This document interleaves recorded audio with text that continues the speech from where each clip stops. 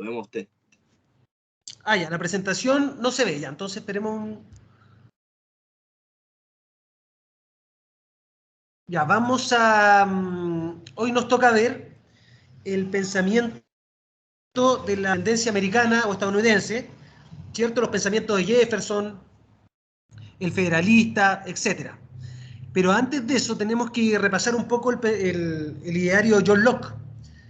¿Por qué? Porque las colonias americanas tenían muy presente el pensamiento filosófico de este filósofo inglés, y vamos a ver cómo se cruzan las ideas de la soberanía popular, de los derechos individuales como la vida, la libertad, la propiedad, también el tema de la separación de poderes, qué pasa con eso después con la Declaración de Independencia de Estados Unidos, con el tema de la Constitución de Estados Unidos, etcétera, ¿ya?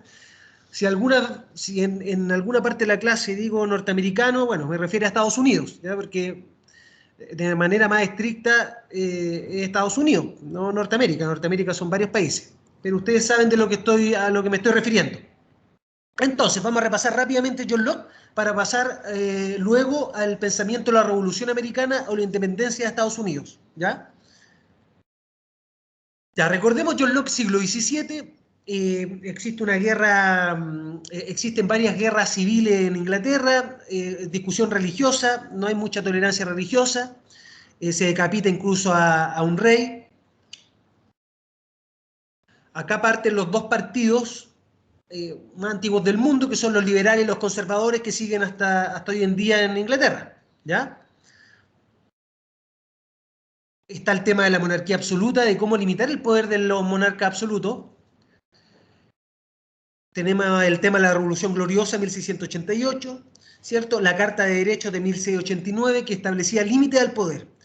Recordemos que acá estamos hablando del liberalismo. El liberalismo siempre tiene como carta de presentación limitar el poder, y siempre pensando en la monarquía absoluta. Ese es el referente en su momento. Entonces, ¿cómo limito yo el poder? Primero, estableciendo derechos naturales, que hoy por hoy los denominamos derechos fundamentales o derechos humanos. Y segundo, estableciendo la división de poderes. Es decir, que no todos los poderes se radican en una sola persona, como pasaba con el rey, con el monarca absoluto. Entonces, recordemos que esta Carta de Derechos, tal como les digo, limitaba la monarquía absoluta. El rey solo tiene el poder ejecutivo, pero el poder legislativo está en el Parlamento, es decir, se separan los órganos de poder. Existen los órganos representativos, el Estado de Derecho. Recordemos que el Estado de Derecho proviene, entre otros pensadores, de Aristóteles. Aristóteles decía que los gobiernos tenían que ser los gobiernos de las leyes, porque las leyes eran el imperio de la razón. A diferencia de Platón, que Platón pensaba que en la República, en su utopía de gobierno, que tenían que gobernar los guardianes filósofos. Y los guardianes filósofos, en su concepto, eran tan sabios que las leyes se veían más como cortapisas a su sabiduría. Por lo tanto, por eso a Platón no le gustaban mucho las leyes. A diferencia de Aristóteles, porque Aristóteles decía, no, al contrario, las leyes nos dan cierta certeza de cuáles van a ser las normas por las cuales una sociedad se va a regir, y son la expresión, generalmente deberían ser la expresión del fruto de la razón. Por lo tanto, el gobierno tiene que ser un gobierno de las leyes, que hoy lo conocemos, rule of law, se conoce en el derecho anglosajón, y nosotros, el concepto actual es el concepto de Estado de Derecho, ¿ya? Eso lo tenemos entonces más o menos claro.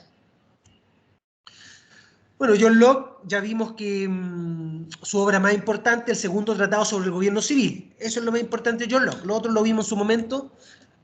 Lo que puede ser interesante esto, ya que vamos a ver el tema de Estados Unidos de América, que participó en la redacción de las constituciones de Carolina del Norte y del Sur, que se llamaron así en honor al rey de la época de Inglaterra, Carlos II, ¿ya? Porque en la independencia americana, recordemos que eran 13 colonias, y una de esas colonias era precisamente Carolina del Norte y Carolina del Sur, para que vean la coincidencia también en ese sentido. Ya, esto ustedes ya lo vimos, lo estudiamos. Estos son extractos del segundo tratado del gobierno civil, que si yo los establezco acá en la presentación es porque son importantes, así que siempre traten de echarle un vistazo. Recordemos que Locke le da una fundamentación a los derechos naturales, por un lado, que es racional, es decir, todos, como seres racionales, podemos alcanzar y llegar a las mismas conclusiones que los seres humanos tenemos los derechos naturales de la vida, la libertad y la propiedad. Pero también le da una justificación religiosa, entonces complementa la justificación racional con la justificación religiosa, tal como dice acá, dice, siendo iguales e independientes, nadie debe dañar a otro en su vida, salud, libertad o posesiones, porque siendo los hombres todas las obras de un hacedor omnipotente e infinitamente sabio, ¿ya? Entonces mezcla esas dos argumentaciones, Locke. Para los efectos de un Estado laico, ciertamente que resulta mucho más convincente la argumentación solamente racional, ¿ya? Pero para que tengan presente que históricamente Locke también es un hombre, un hijo de su tiempo, y también lo justifica por medios religiosos. Recordemos John Locke, un Estado de naturaleza, un gobierno civil. El Estado de naturaleza de Locke no un estado de guerra de todos contra todos, como decía Hobbes, sino que si bien existen los derechos de la vida, la libertad, la propiedad,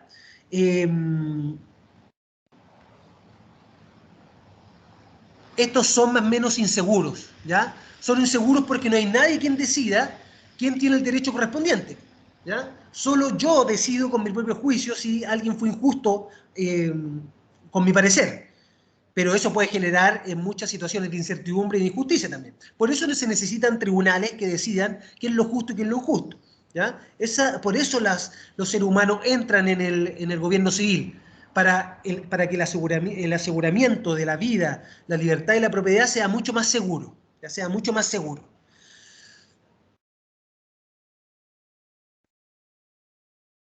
Voy a leer muy brevemente porque esto es un repaso. Dice, se objetará que no está puesto en razón que los hombres sean jueces en sus propias causas. Por eso debe haber un tercero imparcial para resolver esto. Y por eso tenemos que salir del estado de naturaleza para entrar al estado civil. ¿Ya? El derecho a propiedad también es importante porque vamos a ver cómo se mezcla con el pensamiento de la Revolución Americana o estadounidense. Recordemos, derecho de propiedad, ¿por qué se justifica que puedo decir esto es mío? Locke lo justifica de la siguiente manera, porque yo mezclo mi trabajo, que es la expresión de mi cuerpo, con la cosa. Y al mezclarlo con la cosa, que es fruto de mi trabajo, yo puedo decir que son míos. Es como una extensión de mi esfuerzo, de mi trabajo y de mi extensión corporal, de mi cuerpo. Entonces, al mezclar mi esfuerzo con la cosa, con la tierra, ¿cierto? O con la ganadería, o con una obra de artesanía, etcétera, yo puedo decir, esa cosa es mía. Esa es la justificación del derecho a propiedad de Locke. Tenerlo presente, ¿ya? Tenerlo presente. Bueno, para Locke la justificación del derecho a propiedad, además de esta justificación filosófica, tenía una justificación económica, porque la sociedad se hacía mucho más productiva si existía una división de la propiedad, y si la propiedad no era común, ¿ya? Es mucho más eficiente.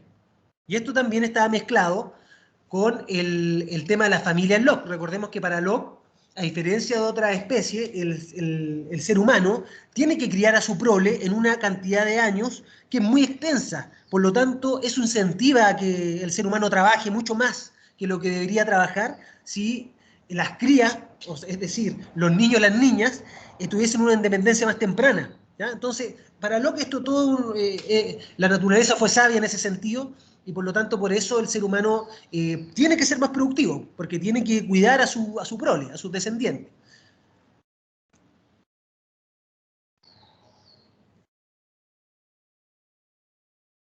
Recuerden que para Locke el derecho a propiedad, si bien él está de acuerdo, no es absoluto, ¿ya?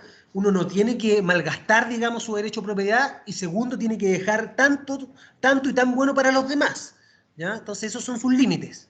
Es decir, Locke no podría aceptar, por ejemplo, un acaparamiento de una sola persona sobre todos los bienes, no sé, el derecho al agua, por ejemplo. Locke diría, sí, está bien, yo estoy de acuerdo con el derecho a propiedad, pero eso va en contra de la esencia del derecho a propiedad, que hay que dejar tanto y de tan buena calidad también para el resto, ¿ya? Bueno, acá está el tema de la familia, que también lo habíamos considerado.